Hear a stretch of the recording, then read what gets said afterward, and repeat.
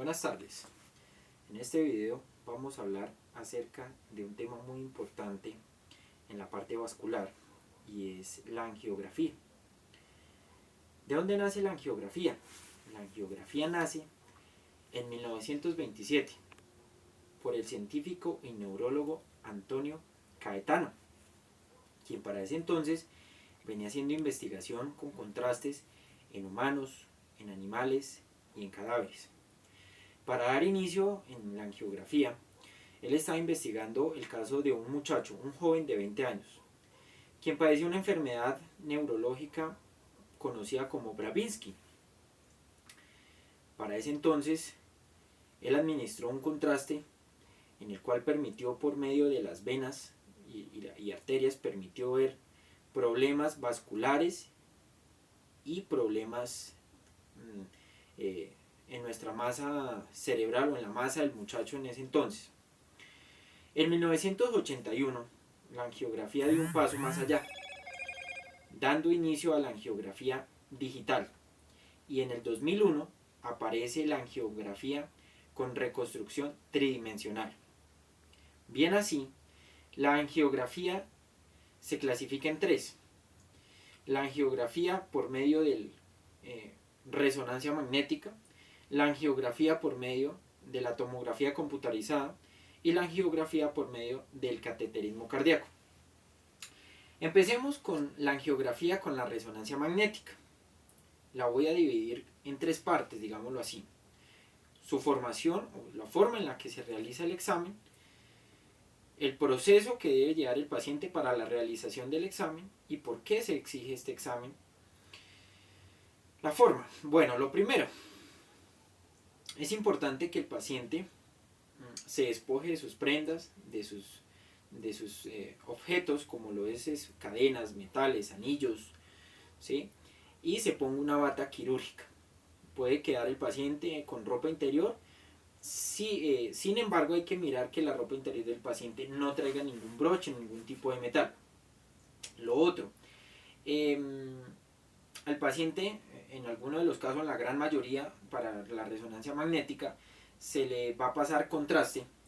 El contraste va administrado IV, ya sea la canalización en antebrazo o en brazo o en pliegue. Este examen tiene una duración de 1 hora.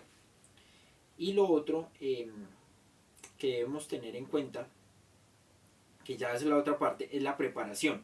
El paciente debe ir en una ayuna de 8 a 6 horas. El paciente debe informar al médico, al radiólogo, que si presenta algún tipo de metal en su cuerpo, ¿sí? Marcapasos, por fracturas, tornillos, etc. Las mujeres pueden tener la T, ¿sí? O otros tipos de metales incrustados y los deben informar. ¿Por qué? Porque el resonador es manejado con imán. Entonces esto tendría un problema para la persona que pues, se realice el examen. Bueno, lo otro, si es un paciente con claustrofobia, es importante informarlo, porque el resonador magnético es dentro de una cavidad bastante oscura, ruidosa. Por lo tanto, si el paciente presenta estos problemas, se le administra un medicamento tipo como sedante para que pues, el paciente permanezca tranquilo y no vaya a alterar el examen y no salga mal. Bueno, ¿en qué casos se ordenan este tipo de resonancia magnética? Con pacientes con aneurismas, pacientes con derrame isquémico, entre otros. Seguimos con tomografía computarizada. Las recomendaciones para esto es similares con la resonancia magnética. ¿Qué cambia en este sentido? Bueno, en la resonancia magnética, en la tomografía tenemos que tener algo muy importante, y yo creo que también en la resonancia, y es para el contraste, el paciente debe informar y debe llevar un previo examen de creatinina. ¿Por qué de creatinina? La creatinina hace parte de nuestros riñones, de los niveles de nuestros riñones, en su funcionamiento. Si este tiene problemas, pues va a ser muy difícil la eliminación del contraste y el paciente va a tener problemas en su parte del contraste. Bueno, aquí en este lado tenemos imágenes de resonancia magnética, como lo es esta. Aquí podemos ver nuestras venas y arterias por la ayuda del contraste, al igual que acá. Esta ya es más proyección de tomografía. Esta ya es proyección de tomografía. Bueno, la tomografía es un examen que nos envía muchas imágenes, bastantes imágenes, la tomografía.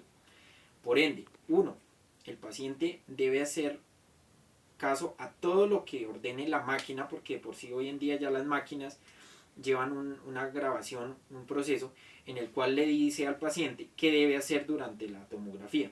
En algunos casos se le pedirá que respire o que no respire, o bueno, va informando. Para el contraste, el paciente va a tener las siguientes sensaciones: sensación de sabor de metal en la boca, ardor por donde va pasando el contraste, calor en todo el cuerpo.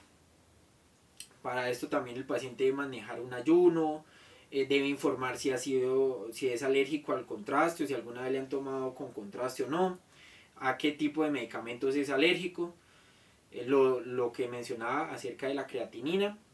Y ya, con esto pues con los pacientes para una tomografía no es más. Y venimos por último a manejar el tema de la angiografía por cateterismo. Este examen es muy importante para los problemas, lo que es taponamientos arteriales y fallas cardíacas, fallas valvulares. ¿Qué pasa con la angiografía por cateterismo? Es un examen, el cateterismo cardíaco,